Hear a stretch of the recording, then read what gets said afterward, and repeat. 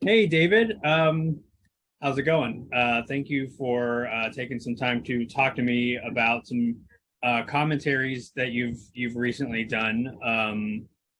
So I guess let's just jump right into Terror Out of the Sky, um, which is Yeah, that's Terror Out of the Skies. I had no knowledge of it all. I love TV movies, just like Quentin Tarantino. We all love these cheesy Night Stalker, I'm Dangerous Tonight, Crowhaven Farm, all those kind of things. But I was unaware of the Savage Bees, and then I was completely unaware of Terror Out of the Skies. I never seen any of these, but these three TV movies were unknown to me. So in any case, uh, it was fun to do. And I got my friend David Dakota to do Terror Out of the Skies because David had done a giant B movie himself as a director. I've never seen it, but I know he did one.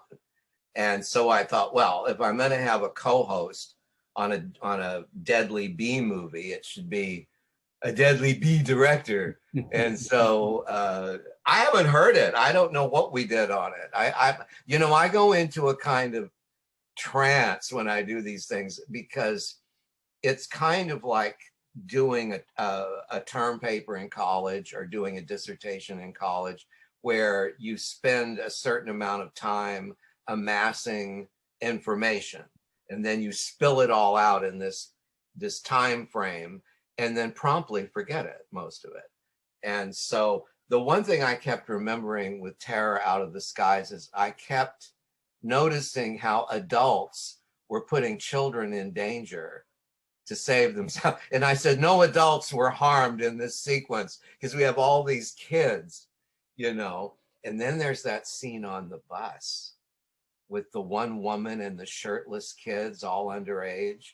I let that go. I just decided I'm not commenting on this at all. And the woman, Tova, what's her last name? Tova Belshon plays the romantic interest in it. yeah. She was in a movie called The Idol Maker with Ray Sharkey and Peter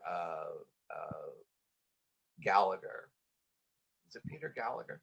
Anyway, no. It was well, think of it a minute, but it was a rock and roll fable, and she was really good at it. But so, and Ephraim's.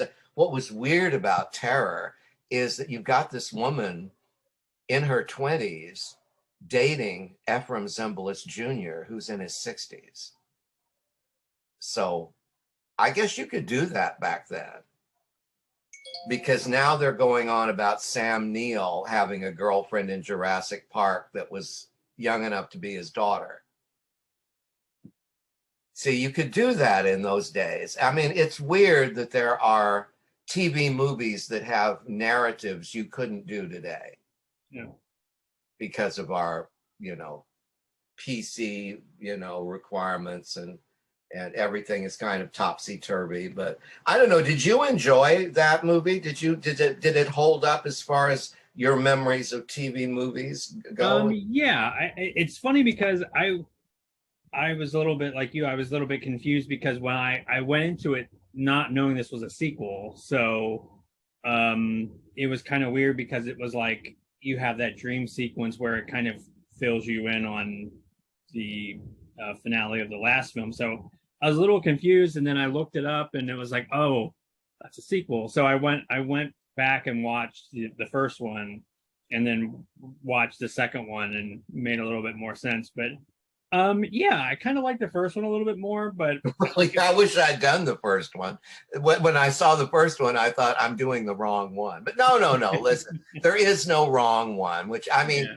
for me, the joy of doing these commentaries of films you're not familiar with is that you definitely become familiar with them.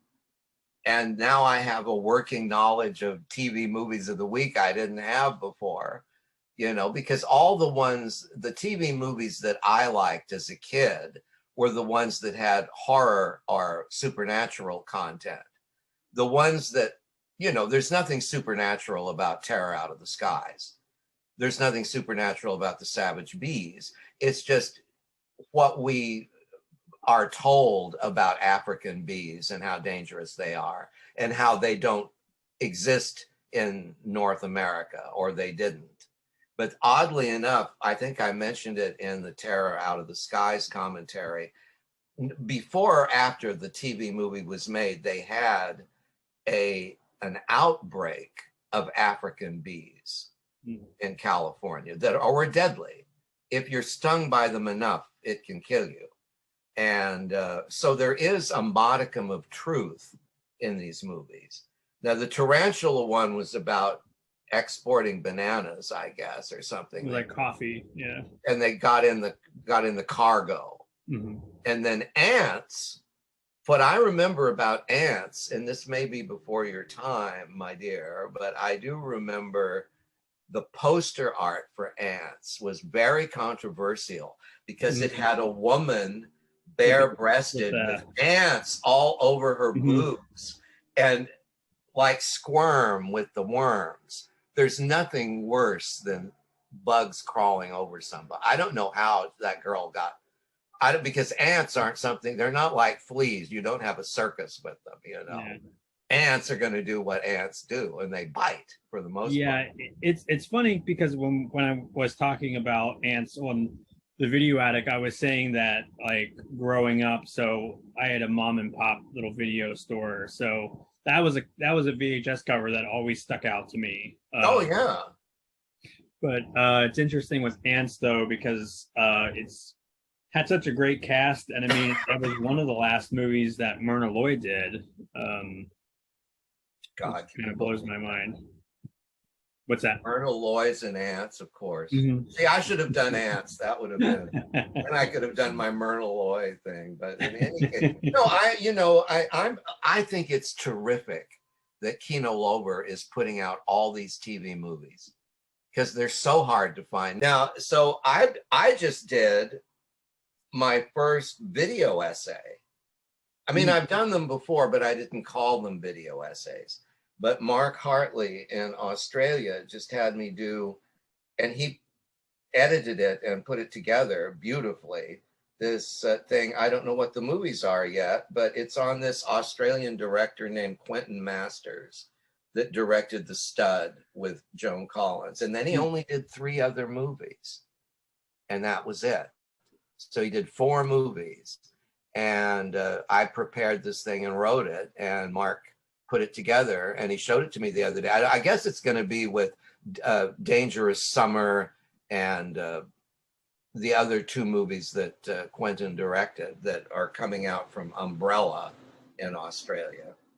But I was really pleased with the way that worked. And I'm telling you, that to me is an alternative to the audio commentary, is the video essay, because you can do in 20, 30 minutes, you can discuss the movie, you can bring up all the points you want, and you don't wear out your welcome. The problem with audio commentary is no one, and I've heard and I've worked with everybody, Tim, Luke, everybody, and we're all in the same boat in that you cannot fill a 2-hour time frame with chat that's going to be interesting.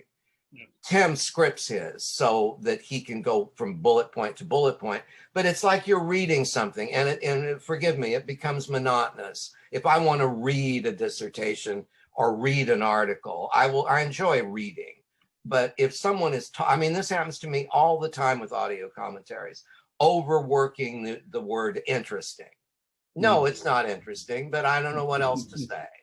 Or talking about something that really doesn't need to be talked about because I'm trying to fill the track. No dead air. Now, I notice Tim does this too. He'll say, let's stop for a moment and watch this scene.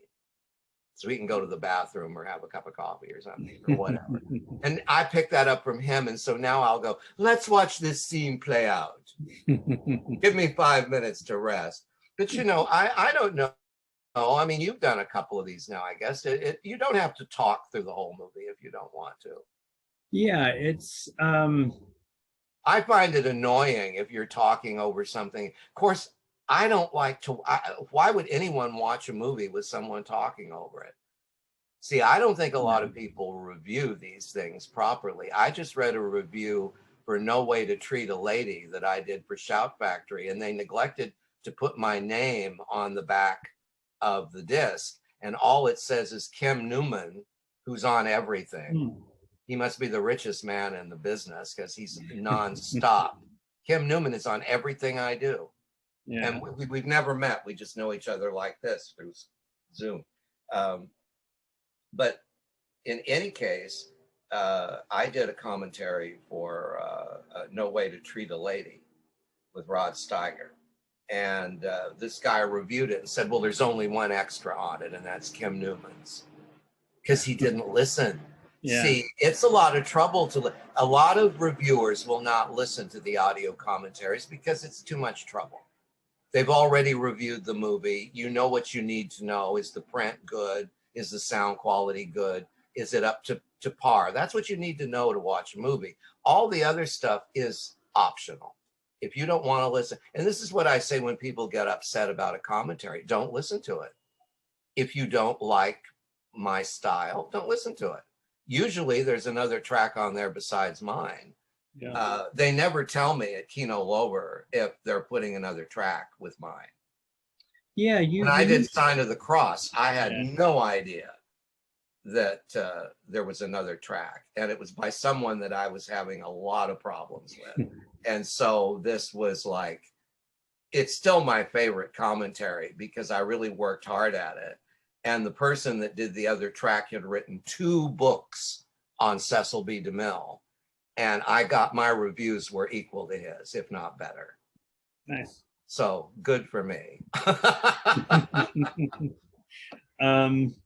Yeah, and just so just to pivot a little bit, you also, of course, did Gypsy Wildcat for this excellent set, the Maria Montez and John Hall collection. Well, yeah, I'm glad they I'm sorry that we don't have Cobra Woman on that, because Cobra Woman is my favorite Maria Montez movie. Yeah, I want to see that. But Gypsy Wildcat is, gosh, I haven't heard what I said yet, but from what I remember about it, one of my key points, because I was looking for key points, as you do when you have to put these things together, I thought, hey, gang, if you want to know what the Wolfman looked like in color, look at Gypsy Wildcat, because it's the same gypsy set as the Wolfman, just in color. And so I thought that was interesting. And Gail Sondergaard kind of took the place of Maria Uspinskaya as the gypsy wise lady, not necessarily, because Maria Uspinskaya, I guess they didn't want 2 Marias in a movie, because Maria Montez, see, here's the thing, there are certain performers you can only do one commentary for, because that says it all. Mae West, I had the option when Kino got all the Mae West. I could have done 2 or 3 of them, but 1 per customer, because everything I had to say about Mae West, and I met her, so I had that going for me. Everything I needed to say about Mae West, I could say on 1 movie. It would be repetitive to just, because Mae West was not an actress. Mae West was a personality. She did not act. She was. Mae West never interpreted a character. Yes, Diamond Lil was her character, but that's who she was. I met the woman. She was exactly like she is in movies. And deluded, crazy as hell. I mean, here she was 100, and she said, well, I never do movies unless the character's 25. 25? This woman was born before Hoover. And I'm like, oh my God. So, but anyway, she was charming and a legend, of course. But my point is, Maria Montez is the same thing. If I'm going to do Maria, I would either have done Cobra Woman, Sudan, because of George Zucco, or Gypsy Wildcat, because I knew Peter Coe. So of all the ones that I could have done, I chose Gypsy Wildcat because I could talk about Peter and thus talk about Ed Wood a little. And also Gail Sondergaard I had met, and she's in the movie. And it's full of wonderful character actors. It's not a bad movie. All of Maria's movies are the same. She's kind of a wastrel until we realize she's really of royal blood. She's always of royal blood. Even in Gypsy Wildcat, you find out the necklace she's wearing entitles her to the castle. And that's why all this is going on, you see. But all her movies are like that. And she always has that one line, I have spoken. I have spoken. I have spoken. And I just love her. I think she's a camp. Well, you know, the gay community is the reason Maria Montez is known, because there was a drag queen named Mario Montez that took his name after Maria. And back in the days of the Warhol factory, Mario Montez was like a superstar. And he brought Maria Montez back into the consciousness of gay movie fans, because you know gay men love over the top women, as you know, and Maria is a drag queen.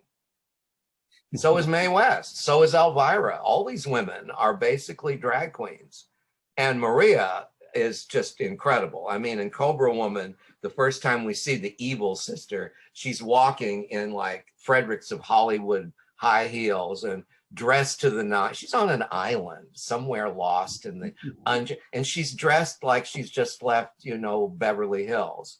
And Maria was like that as she took it all very seriously. I mean, Peter loved her. Peter Coe said, look, Maria was like the line in Boys in the Band. Maria was a good woman. That Emery says, you know, because Maria is part of the gay consciousness now. And so Gypsy Wildcat was a lot of fun to do because she wasn't on an island and she wasn't like in the Arabian Nights. She was on Universal's backlot where they had just done the Wolfman. So I kind of took it that way. And I got to talk. I mean, I don't remember, you just listened to it. I think I gave Peter Coe a lot of attention in that, didn't I? Now, would you say you said your favorite Maria Montez movie is Cobra Woman, right? Yeah. Oh, absolutely. Because I want the Cobra juice. Don't tell me about it. I have spoken. Give me the Cobra juice. See, juice. I don't know whether it was Jews or jewels. Give me those Cobra Jews. No, I mean, she's playing a dual role. What are you going to do? It's hilarious. The good sister and the bad sister. You know, I think that this is a good crash course in her films. I think it kind I have spoken. But yeah, it makes me want to check out like Cobra Woman.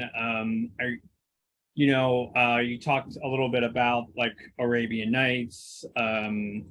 And well, did I talk about Sabu? Because she made these movies with these two actors that appear in almost all of her Universal output, and that's Sabu and John Hall.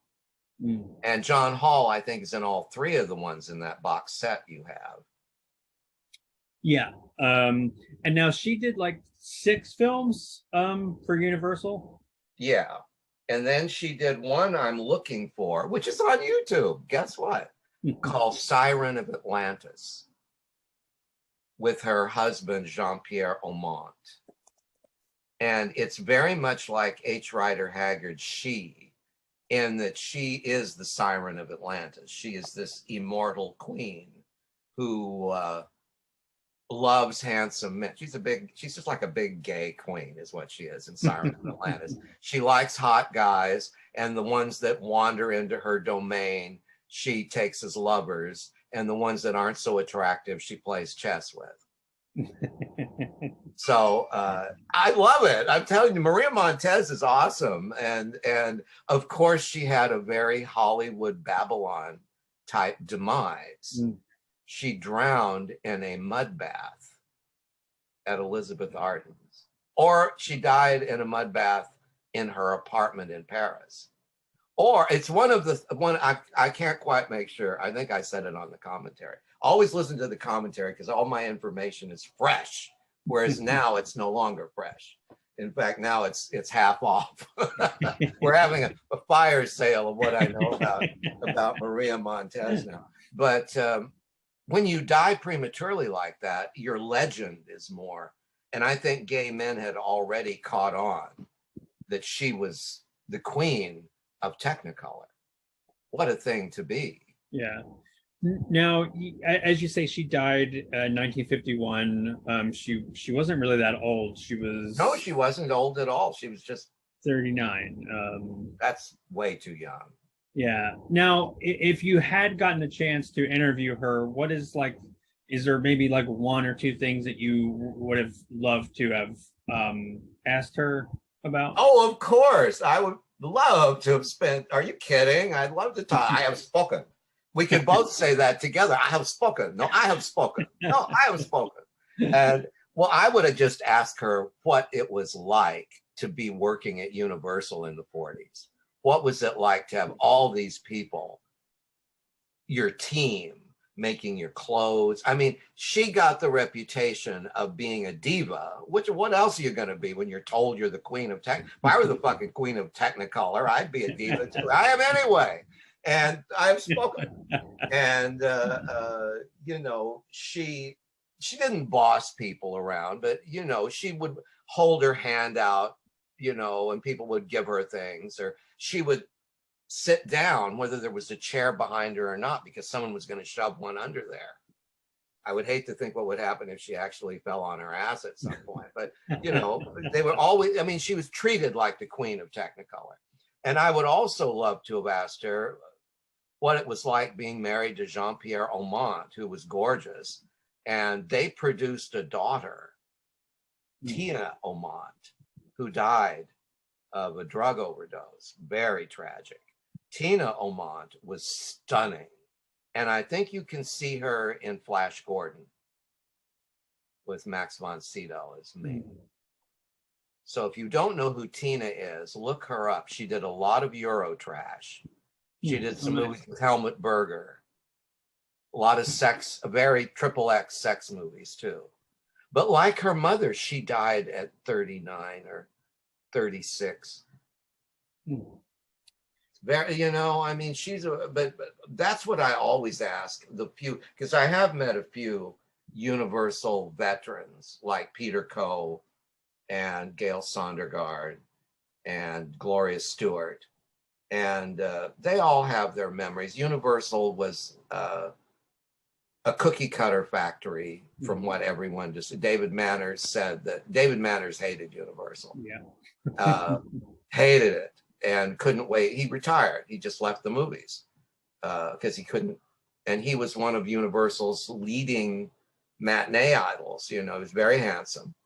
And he appeared in Dracula, The Mummy, The Black Cat. He was in Katharine Hepburn's first movie, right? Yes, he was. Yes, he was. And he appeared opposite all the leading ladies of the 30s.